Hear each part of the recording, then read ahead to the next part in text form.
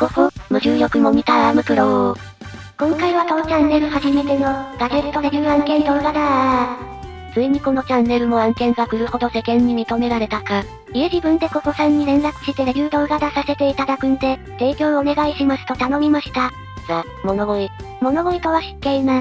すまん。ぶっちゃけ他社さんから案件いただくことはあったんだけどいらんもんもらっても捨てるだけなので断ってたんよ。で今回は逆に欲しくてたまらん。この無重力モニターアームお願いしたら案件もらえるかなと連絡。そしたら担当さんがめっちゃ真摯な方で、当チャンネルの新たな試みに協力してくれて心よく品物を提供していただけました。こうしてレイムは最高にかっこいいモニターアームをゲットした。で今回提供いただきましたのは、こちらの無重力モニターアームプロシングルのホワイト。カラーバリエーションは白黒の2色展開、モニター2つ付けれるデュアルもあるな。デュアルに関しては新製品で上下配置版、ってのも先行販売始まってるみたい。従来のタイプは根元が2つに分かれてたが、これは中心に芯があってそこから分岐に進化してるな。デュアル使いの人はこっちもいいかもね。こんな感じで使い方は人それぞれ。これはウプ主が Amazon で買ったディスプレイアーム用のパッドのホルダーなんだけど、こうやって挟めばパッドやスマホもディスプレイアームに搭載可能。自分で写真撮影するならアームにくっついてる画像出せよ。めんどい。案件動画なのにいつも通り適当だな。それほどでも、褒めてねえよ。それではこのもらった無重力モニターアームの素晴らしさを自慢してくぞー。案件動画なんだから自慢じゃなくてレビューをしろ。一応部屋で動画も撮影したんだけどメーカーページの方が見やすかったので、こちらを見ながら軽くスペック紹介をさせていただきます。製品品質はモニターアームで最強クラスで、指一本で好きな位置や角度にできる優れもの。まあ私は腕が2本あるので両手で位置変更します。おい。こちらの以前使ってたグデーンとしたモニターアーム、両手で動かすと硬すぎて机ごと倒れます。普通に危ないやつ。指一本でも動かせるココさんのアーム最高。だな。で対応モニターの最大サイズは40インチ。40インチなら大迫力でゲームできるな。私はでかすぎると目が疲れるからゲームも PC 作業も 4K27 インチをおすすめするよ。サイですか。お次はモニターの角度で結構重要。図のようにやや上から覗き見る感じにするのが大事。安いモニターアームだとモニターの重さで時間経過でずれたりしやすいやつ。これはモニターとアームの付け根部分の調整幅。横に首振る感じのあれだな。こっちは付け根部分の可動幅、180度でロックできる付属パーツも入ってたよ。お子さんがいる家庭でアームいたずらされて重心傾いても倒れにくい心配りかな。いや危ないから良い子も悪い子もアームで遊ぶな。いやこのアーム、病みつきになる操作性、思わず私も遊んじゃったよ。お前は大人だろ我慢しろよ。てっへー。でもこれ見てもらえば一目瞭然、ほんと操作性良くって遊びたくなるよ。歌い文句に偽りなく指一本で操作できてる。確かにこれは大人もテンション上がるぜ。まあ私は事故防止のために両手で操作するけど。おい。いたずら防止したい場合は六角ネジをきつく締めれば硬くもできるので、硬いの好き派は硬くしてもいいかもね。モニターの重さで負担で変わる上下の重さは、こっちをくるくる回して調整。この機構で操作超楽にできるから、これが無重力モニターアームの名前の由来なのかな？かもしれんな。それではこの無重力モニターアーム、実際に設置してみるぞー。メーカーさんページだとおしゃれに設置できてるけど、果たしてレイムはうまく設置できるのか？でお品物はこんな感じで届きました。それでは開封の儀の始まりだ。箱開けたら箱入っとった。おい。運が悪い私は最近傷だらけの商品が多くて返品交換しまくってるので、こういうの地味にありがたい。これは安心。中身はこんな感じにござ候。痛快マサラだが画質悪、手ブレもひどいな。動画撮ろうとして気づいたんだけど、私スマホ持ってねえんだわ。お前本当に現代人か？この動画は12年前の一眼レフカメラに、唯一家に残ってた単焦点 50mm のレンズで撮影しております。ひでえ。三脚使ってるけど近距離撮影ができないので結局ほぼ手持ち、呼吸止めて手ブレ補正頑張ってるから勘弁して。で近くで見るとこんな感じ。ここのロゴがかっこいいな。中身の梱包も厳重で良き。工具セットとかはこんな感じ。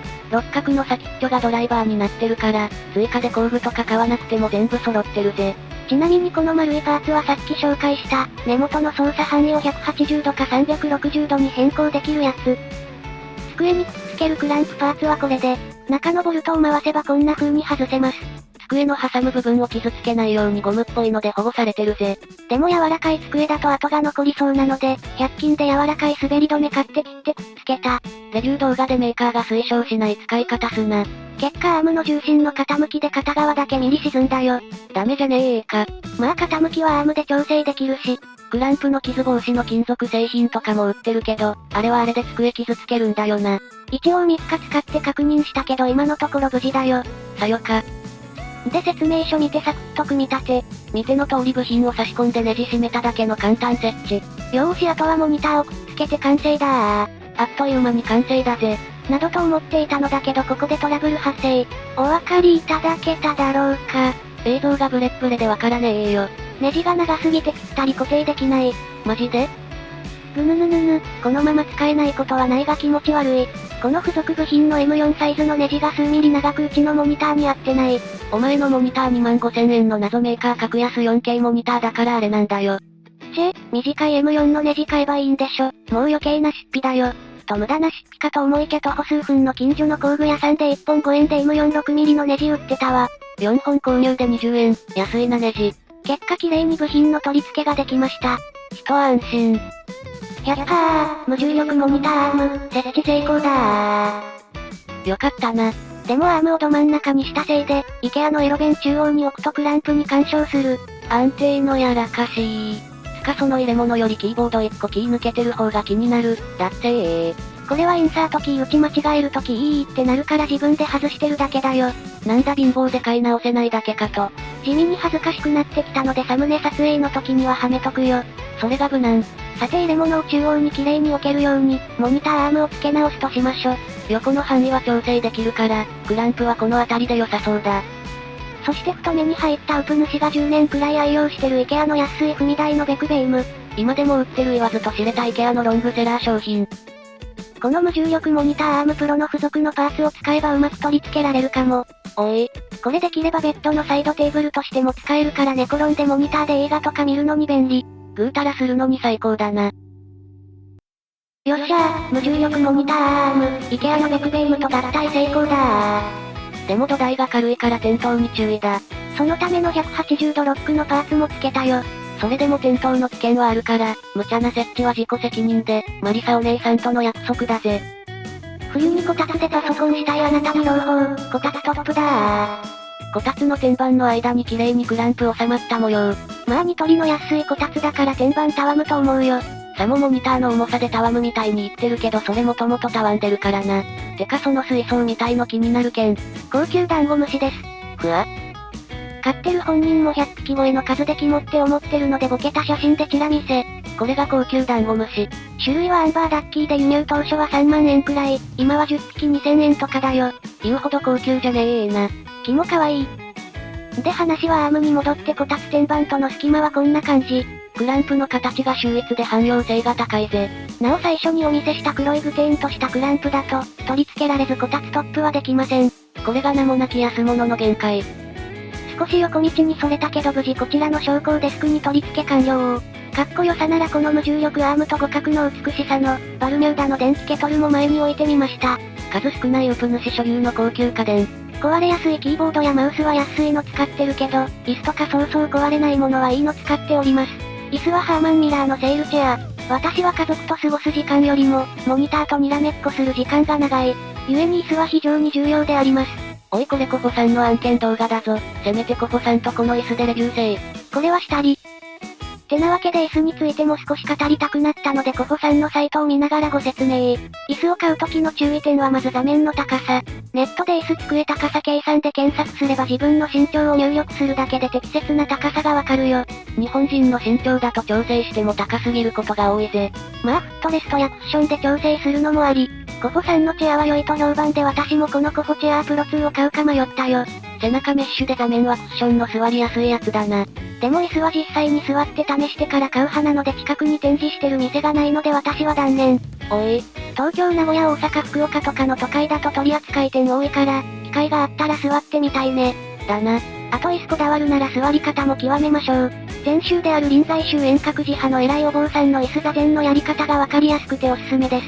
そういやウプ主の友達臨済宗の住職だったな。作業効率上がるので瞑想はおすすめ。サイですか。最高の姿勢を保とうとすると机の高さも細かく設定したくなる。でもご安心ください。このコポさんの至高の昇降デスクがある。お前他社製品の昇降デスク使ってるじゃねえか。金ねんだわ。開きな女。今使ってるのコポさんのデスクみたいに天板の角が丸まってないから地味に痛いんだよ。これが高級デスクの品質。さすが技術を誇る日本メーカー。そうコポさんは安心安全の日本の企業。創業地は千の羽釜ウマットシティ。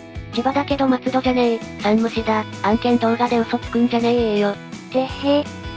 では無重力アームのレビュー動画なのについつい他製品も紹介しちゃったところで今回はここまで。初めてのガジェット紹介動画だったけど、めちゃくちゃ欲しかった製品を紹介できて楽しかったです。また欲しい製品があったら提供案件お願いしてみようぜ。いつか有名ガジェット YouTuber になって、テスラタイニーハウスを提供してもらうぞ。家の提供お待ちしております。レビュー動画、意外と面白いじゃんと思っていただけたら、グッドボタンよろしくお願いいたします。今後の参考にいたします。なお動画に出てきた製品の Amazon リンクが概要欄にあります。こちらからポチっていただけると私のポッケにお小遣いがねじ込まれますのでおなしゃーす。スマホすら持ってないのにガジェット YouTuber を語るレイム。果たして今後案件依頼は来るのか？気になる方はチャンネル登録がおすすめなんだぜ。イヤパッドで電話とかできるから、スマホ所有してないだけだよ。ある意味ガチのガジェットオタクだ。ではまたお会いできることを願って。じゃ、またねー。